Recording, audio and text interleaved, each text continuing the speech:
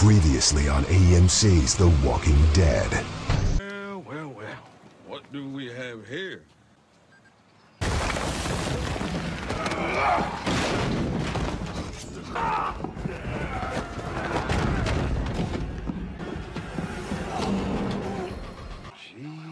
Jesus. Shit. I would not have messed with that guy. Nope.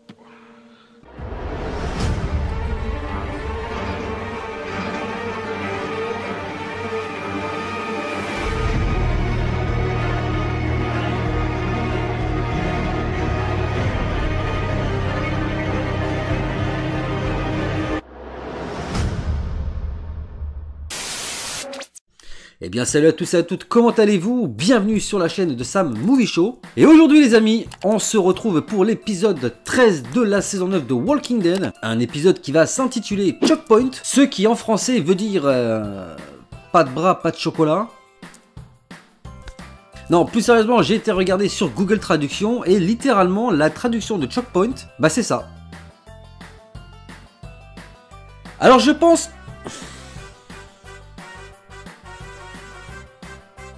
Alors je pense que ça doit pas vraiment vouloir dire ça, ça doit plus vouloir dire un truc du style point d'étranglement ou quelque chose d'approchant.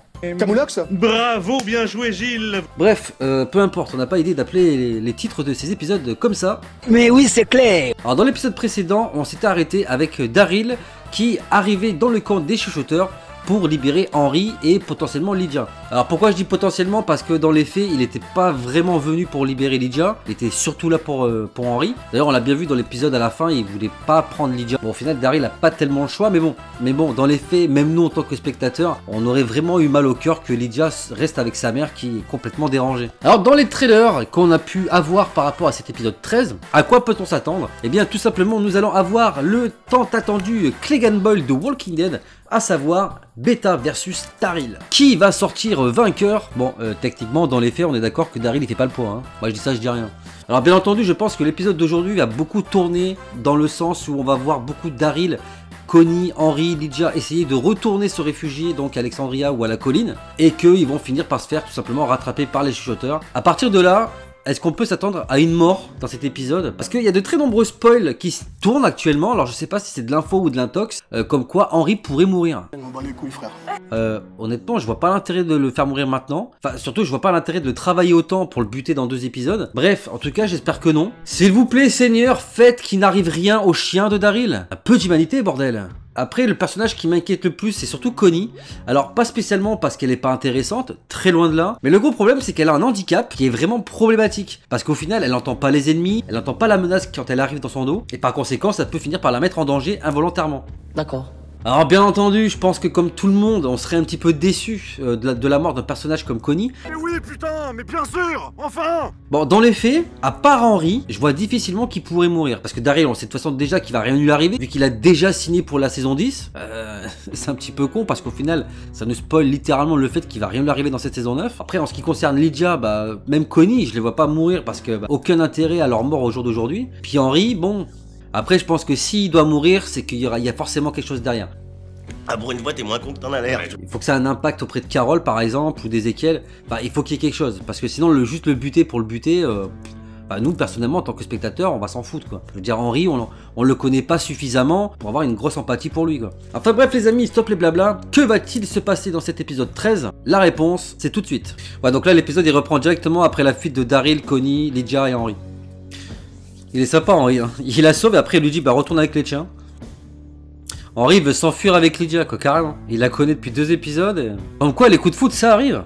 J'adore parce que personne n'écoute Daryl, quoi. Ils écoutent Connie mais pas Daryl. C'est elles qui vont suivre, quoi. Beta il fait flipper, hein. Il fait penser à Monsieur X là, le bonhomme qui te poursuit dans Resident Evil 2. Eh, les chuchoteurs ils sont vraiment flippants, quoi. Sur la banderole il y avait Oceanside. Oh Shiva, excellent. D'une manière ou d'une autre, quoi. Les bannières ça fait très Game of Thrones quand même. Ah, il y a l'arrivée d'une nouvelle communauté. Une nouvelle communauté ennemie, hein, bien entendu. Apparemment, ils se font appeler les maraudeurs. Franchement, je vois pas l'intérêt d'intégrer une nouvelle communauté ennemie à ce moment-là de la saison 9, quoi. À 3 épisodes de la fin, je suis pas sûr qu'on ait de la place pour une nouvelle intrigue, en fait. Hein. Qu'est-ce qu'un gamin fout dehors? Je sais pas, c'est super dangereux quand même pour un bébé. Et je pense qu'à un moment donné, il va falloir qu'ils arrêtent avec les bébés dans Walking Dead. Hein. Ça commence à faire beaucoup, là. Ezekiel, il est pas chaud quand même. Hein. Carole a l'air plus posée, elle a envie de dialoguer avec les mecs. Mais Ezekiel, lui, il est plus sur la défensive quand même. Bon, après, ça se comprend. Hein. Avec tout ce qu'ils ont traversé, les pauvres. Donc en gros, là, ils vont essayer de leur tendre un piège dans le bâtiment abandonné. Il veut pas amener la fille, Daryl. En fait, Daryl veut pas ramener Lydia, quoi. Il a conscience que ça peut créer des problèmes, quoi. Et causer la mort de beaucoup de personnes, bien entendu. Daryl, il dit à Connie que s'ils aident Lydia, ils vont tous mourir. Et que leurs amis aussi mourront au final.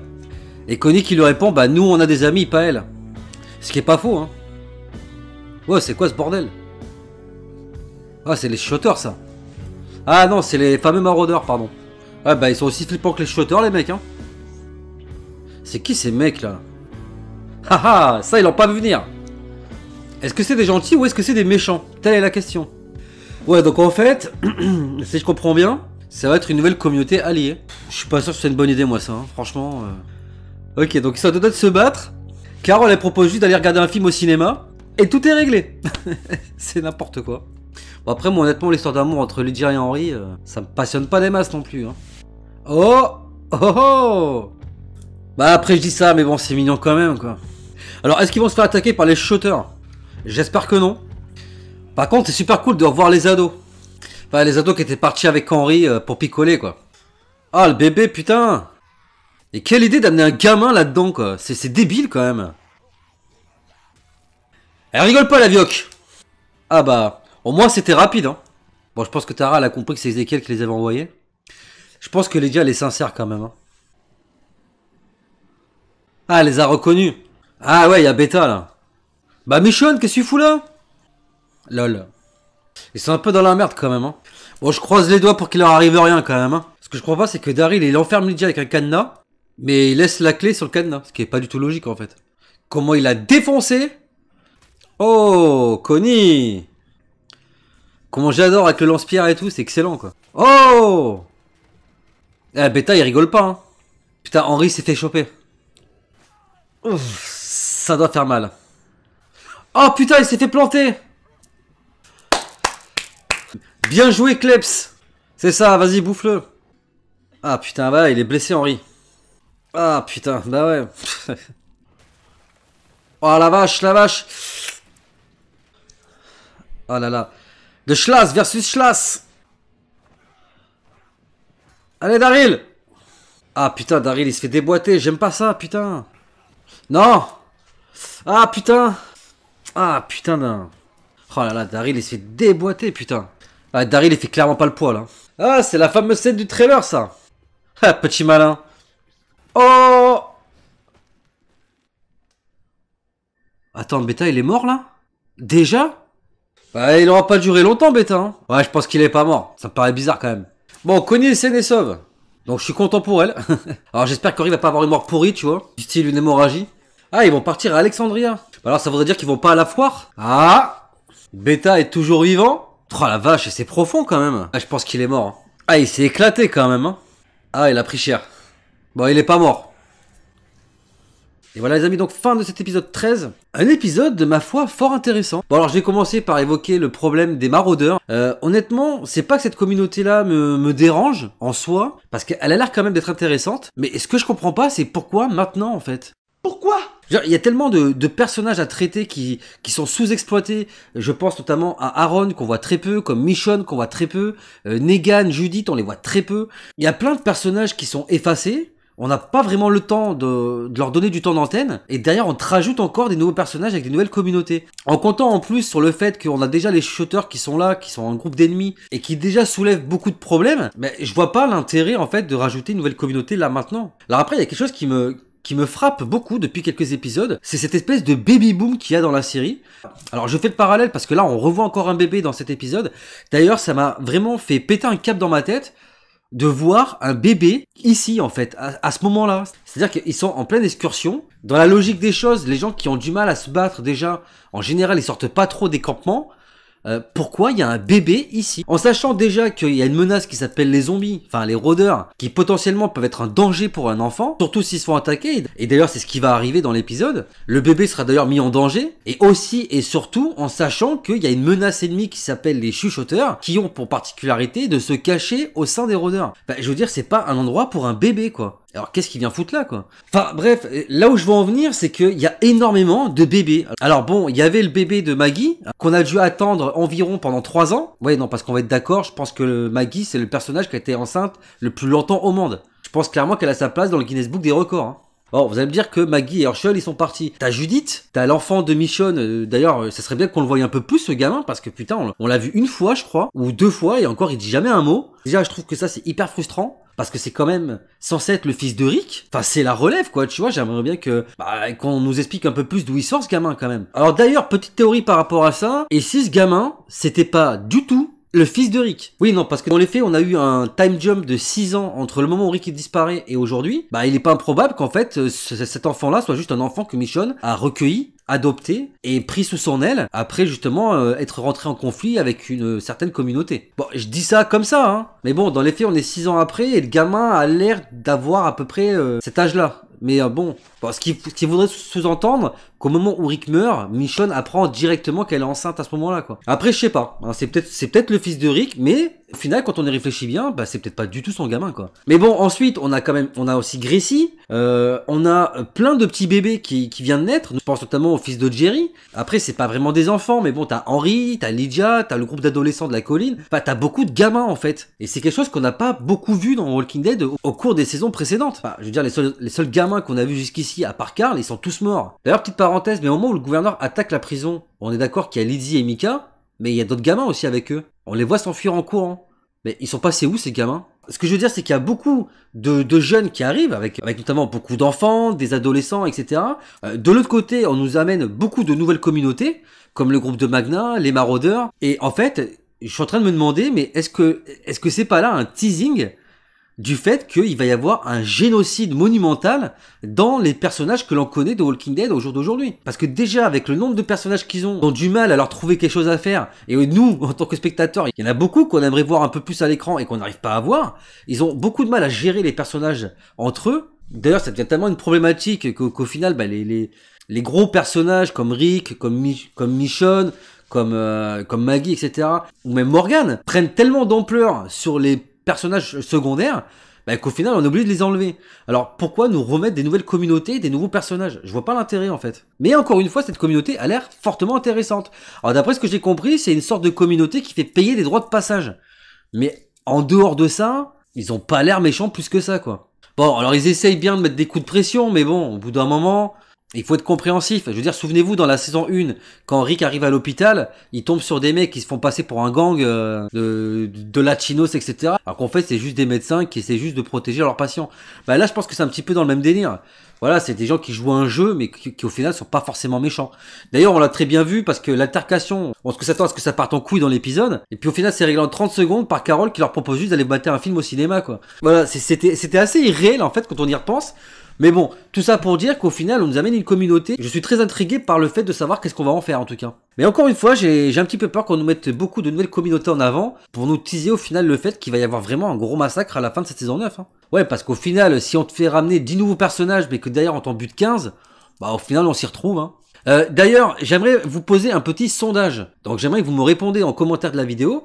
Est-ce que vous pensez que comme spin-off de Walking Dead, que ça pourrait être avec les gamins que l'on voit depuis le début de cette saison 9, qui pourrait simplement être la relève, et par conséquent, genre on aurait un Walking Dead qui se passe des années après tout ce qui se passe aujourd'hui. Donc faites-moi savoir dans les commentaires de la vidéo ce que vous en pensez, parce que moi je trouve qu'au final, bah, ça pourrait être une super idée en fait. Alors ensuite, je voudrais qu'on revienne sur l'élément qui nous intéresse le plus, à savoir la confrontation entre le groupe de Daryl et les chuchoteurs. Alors c'est vrai que dans la vidéo réaction, j'ai fait mention du fait que, bon, moi...